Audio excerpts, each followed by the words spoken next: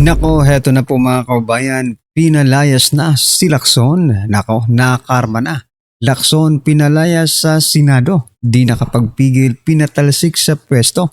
Nako, yan po mga kabayan ang ating alamin at bibigyan ng reaksyon sa video ito. Pero bago po natin simulan yan, palike naman po ng video ito. Malaking tulong po yan. Maraming salamat po. At eto nga mga kabayan, bago po natin i-play yan mga ka-review natin, eto pasadahan po muna natin itong mga nagte-trending na mga balita dito po sa social media. Eto mga kabayan, sabi po dito ni Luestro, ang pagboto ng yes sa impeachment ni BP Sara ay para sa future ng Pilipinas. Ayon po yan kay Luestro. Paano naging future ng Pilipinas yan mga kabayan? No? Yung perang ginagamit ninyo dyan sa bagay, no? Connected yan yung mga inuutang nila, mga kabayan, ginagamit po nila sa impeachment ni BP Sara. Kaya para talaga ito sa future, no, mga kabayan. No? Kasi magbabayad tayo ng utang eh. Oo. Tayo mga Pilipino po ang magbabayad ng maliit ng pera na pinamumudmud sa kanila mga kababayan. Tsaka ang kapal naman ng pagmumukha ni Luestro, no? Ang pagboto daw ng yes sa impeachment ni BP Sara ay para sa future ng Pilipinas. Magbayad ka muna ng utang mo. Luestro, magbayad ka muna ng utang mo para may future yung pamilya ni BP Sara. Ay, biruin mo, hindi ka pa nakakapagbayad tapos ganyan ka makapagsalita. No, alam niyo mga kababayan, may conflict of interest nga ito eh. Di ba? Dito sa ni Luestro, sa ginagawa ni Luestro bilang chairman, okay, ng Injustice Committee ay dapat tanggalin ito dahil may conflict of interest, no? Pero hindi nila ginawa 'yon. At walang media, mga kababayan, walang media na nagtatanong diyan sa mga miyembro ng Injustice Committee ng House, di ba? Na ma'am, sir, baka magkaroon po kayo ng conflict of interest kasi may utang po kayo kay kay Vice President Sara Duterte, 'di ba? Tapos galit kayo sa Duterte, hindi kaya maging bias kayo sa inyong mga pagdedesisyon? Yun nga. Ginamit lahat ng mga galit sa Duterte mga kababayan. Anong makukuha nating desisyon diyan, 'di ba? Di talaga magkakaroon ng probable cause yan. Kahit walang probable cause. Sabi nga noon ni President Bongbong Marcos Jr., kung naaalala niyo pa, di ba? Kung siya daw ang presidente, kahit walang problema yung kanyang kalaban, bibigyan niya ng problema. Eto na siguro yun mga kababayan, no? Pero ito po ang naging komento ng ating mga kababayan patungkol dyan. Sabi po dito ni Clemente, Lamia, laparuhon ning bayhana, salot. Aray ko po, salot ka daw, Luestro.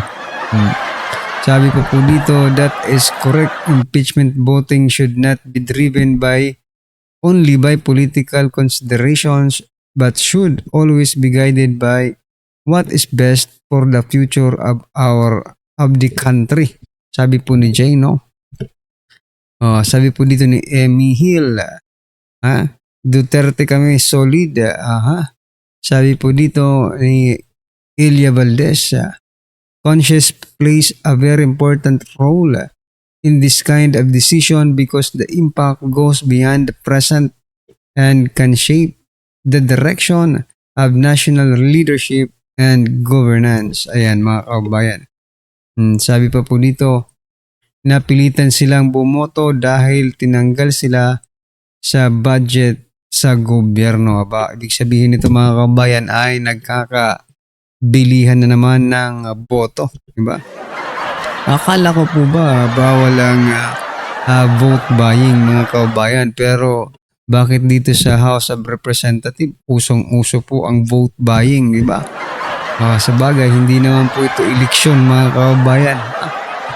Anyway, ano po ang inyong masasabi dyan mga kababayan? At eto nga mga kababayan, at speaking of boto, Nako, eto sumabog po yung ilang congressman. Kaya kay Senator Ping Lacson. Kasi itong si Senator Ping Lacson, mga kababayan, ay may pahayag na hindi daw magkukonvene ang Senado bilang impeachment court. Ito pakinggan niya natin ito, mga karbi natin.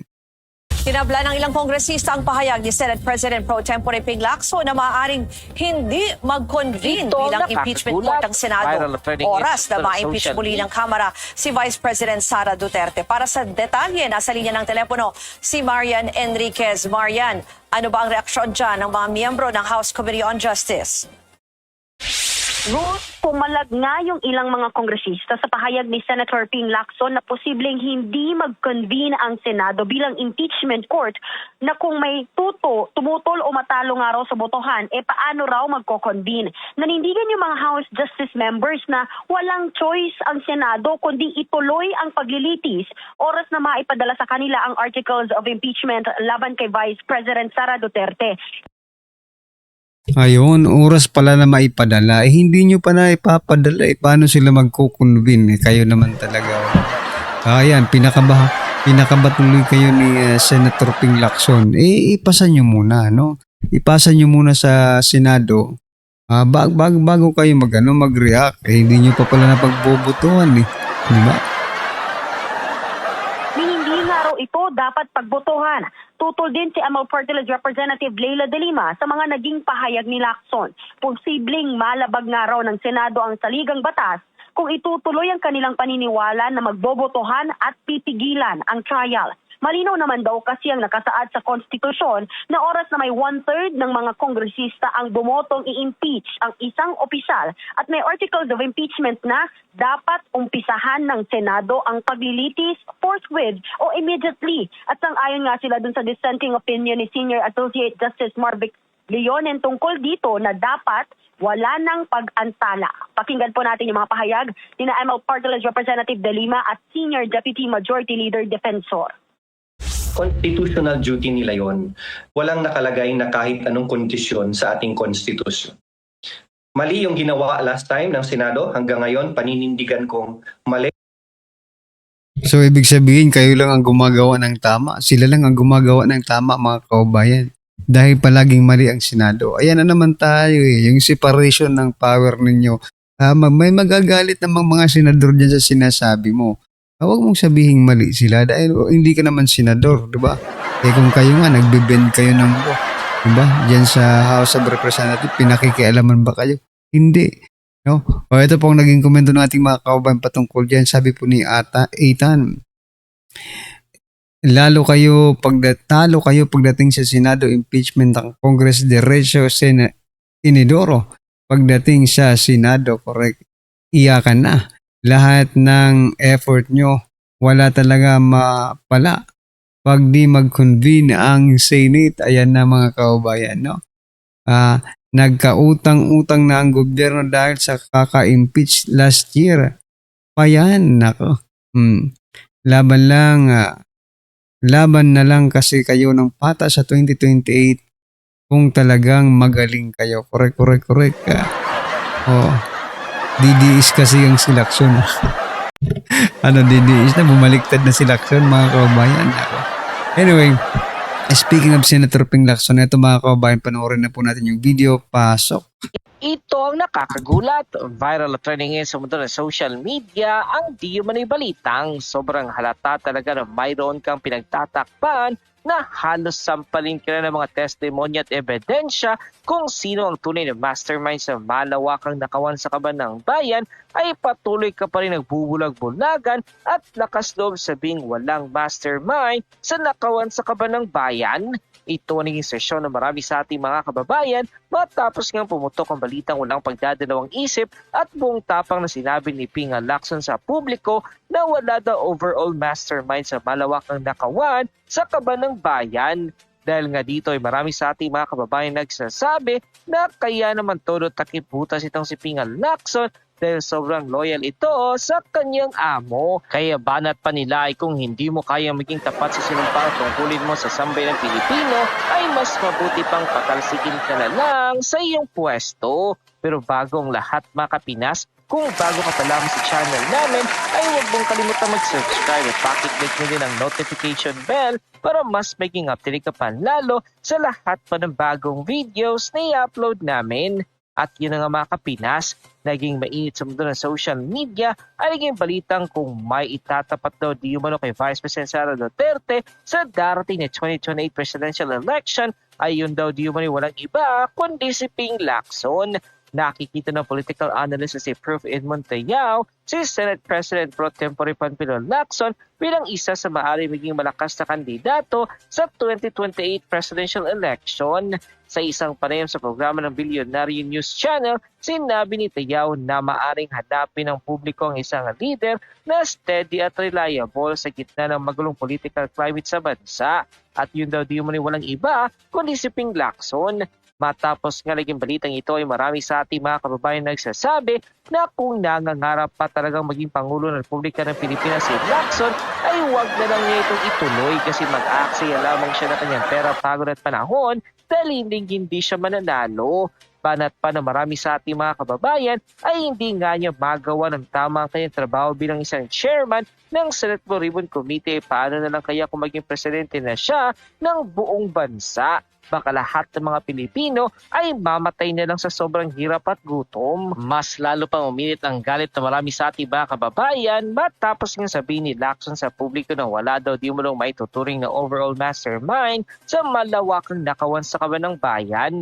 Ayon pa sa official report na labas ng ang balita ngayon sa kanilang official Facebook account, Lacson walang nakitang overall mastermind sa flood control scam.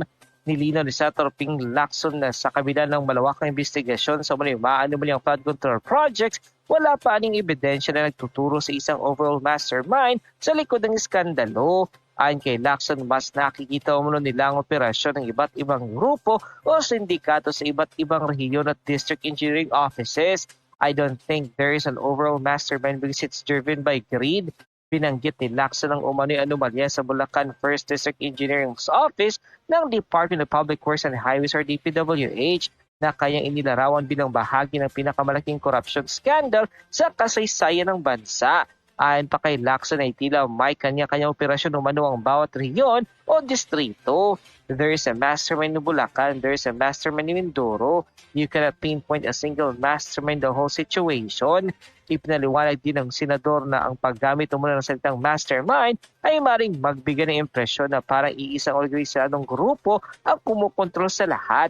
When you say mastermind, implies a fully organized setup like a mafia.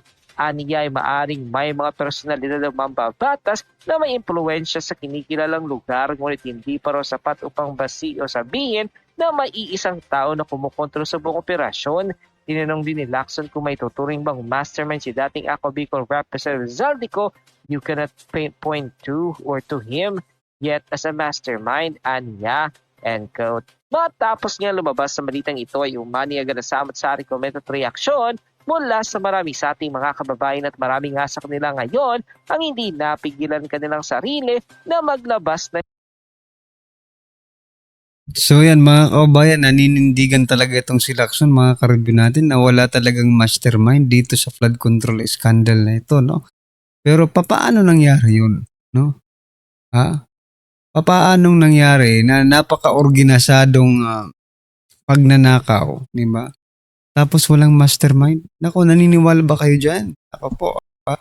Kanika nilang hiling at komento sa mundo ng social media. The netizens posted, kanya-kanya silang pagnanakaw kasi walang monitoring sa COA at sa ibang ahensya ng gobyerno.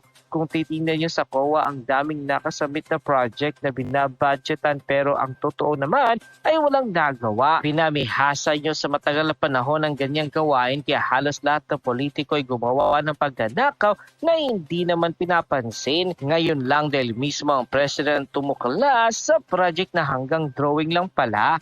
kahit nasa ilong mo na yung dumi, pag sadyang ipikit mo pa rin ang mga mata mo, ay di mo talaga makikita. Resonating move is discerning, documented, and personal knowledge of witnesses at hence tantamount of complicity.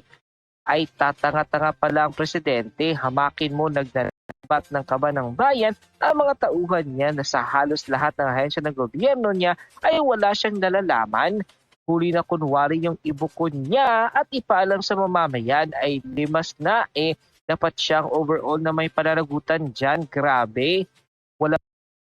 So ayan mga kababayan, ano po ang inyong opinion, reaction patungkol po sa video ito? Just comment down below at syempre mga kababayan, huwag pong kalimutang i-like ang video ito. Malaking tulong po yan. Maraming salamat.